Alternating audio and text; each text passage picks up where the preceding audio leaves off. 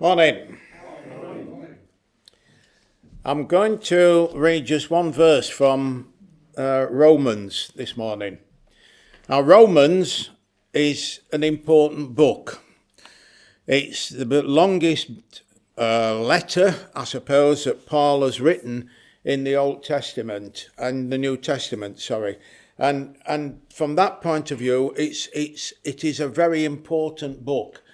It's an important book in another way, in that it was through Romans, reading Romans, that Martin Luther commenced the Reformation, because he read there that it was justification by faith, not by works, but justification by faith. So Romans, him being a priest, he was allowed access to the Bible. The common people weren't allowed access, and as he was reading the Bible, he looked at this and he said, justification by faith, that is important. And on the basis of that, he commenced the Reformation.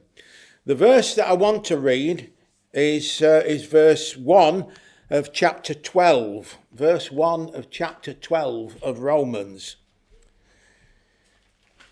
It's a summary verse, and it's a verse which is a challenging verse. But it needs to be something that we take note of.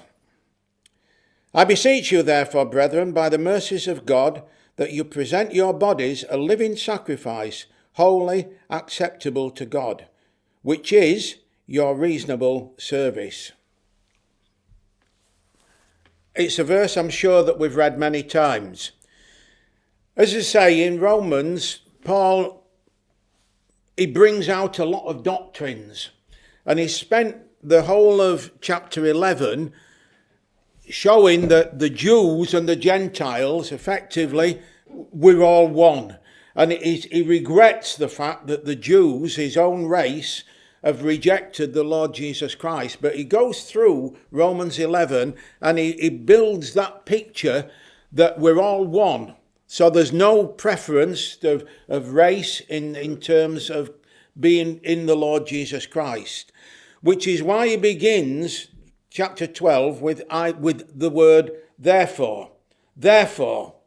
So on the basis of what is said in chapter 11, i.e. we're all one in the Lord Jesus Christ, the Jewish nation now, which were God's people, and I'm not going to go into any further discussion on God's people and the Jewish nation, but they were God's people, and they were just a race, a particular race. Now God's people have been opened up to all races, to all Gentiles. It is not a national thing.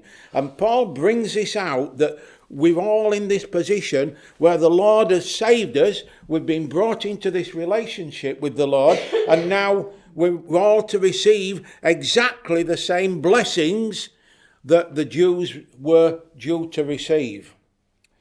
Now, it's completing a link from that the Holy Spirit has led me to this particular verse. I'm ploughing through Leviticus at present. If you haven't read Leviticus in the recent past, I'm going through Leviticus. There are oceans of blood in Leviticus, oceans of blood from sacrifices that you actually see in Leviticus. And it was from that thought of sacrifices being offered that led me to this particular verse. There are various offerings, and I can't claim to understand in the Jewish religion the differences between the various offerings which are listed within the first books of Leviticus. I can't tell you the difference between them. There is a guilt offering, there is a sin offering, there's a fellowship offering, there are all sorts of different offerings. It describes for some of them the reason why they would be offered, but not necessarily for all of them. What Paul is at pains to actually say here is that all those offerings, all the offerings that have been made, whatever they were in the old covenant, have been done away with. And instead of a dead animal being offered to God, there has been one sacrifice of one person, and that is the Lord Jesus Christ. And because of that sacrifice, then there remains no more sacrifice for sin. If you read Hebrews, we're in exactly the same thought in Hebrews. Because this man has offered one sacrifice for sin forever. So there remains no more sacrifices for sin. There remain no more of the offerings. The blood doesn't need to flow any longer. So from that point of view, what we're talking about here is, okay, that is what has happened. That is what Jesus has done. What should be our response to that particular sacrifice that the Lord Jesus Christ made, the once for all sacrifices? And because of what the Lord Jesus Christ has done, Paul says here, therefore, on the basis of what of all that has gone before, and it does say brethren, in other versions it says sisters as well. So you're all right, you're not excluded. All right. Brethren and sisters, by the mercies of God. Mercies of God.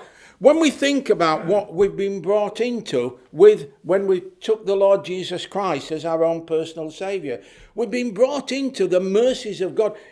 Our sin is forgiven. We have the Holy Spirit living within us. The list goes on and on and on. And Paul is saying here, on the basis of what God has done for each one of us, then our response is a total commitment to God.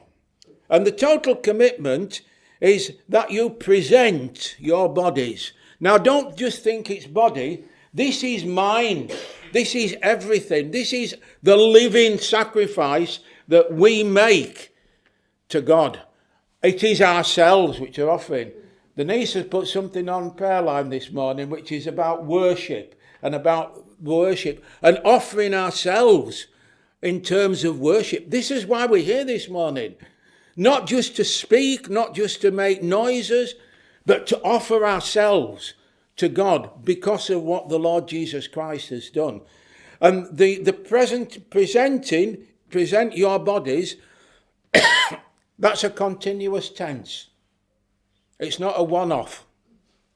We cannot just present and say, I'm committed to God, now that's it.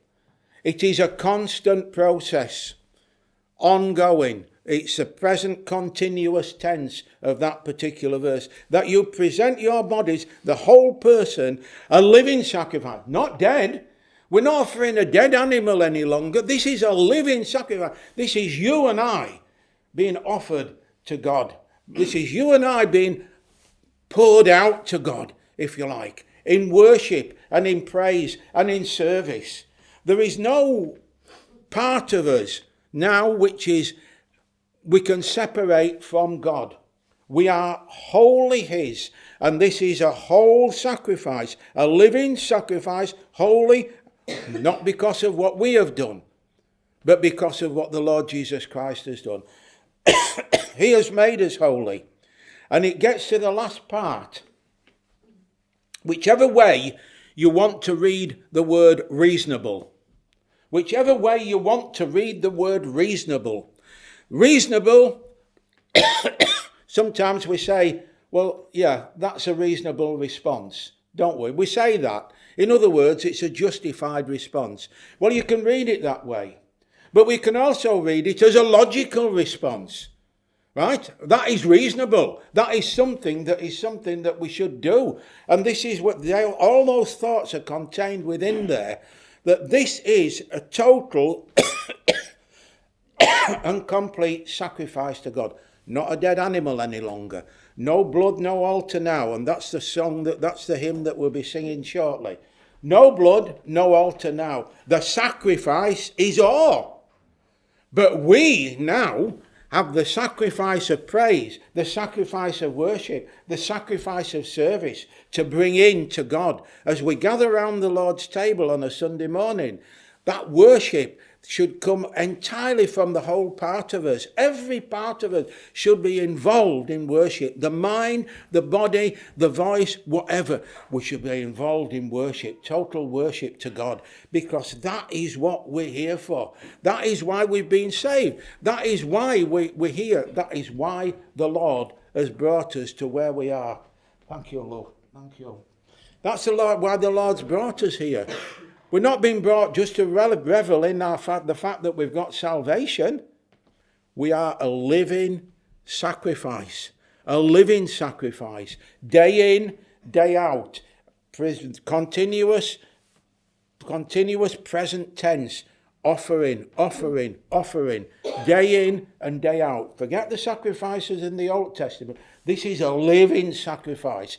This is you and I being offered to God. Why? Because of what the Lord Jesus Christ has done. Because of what he has done.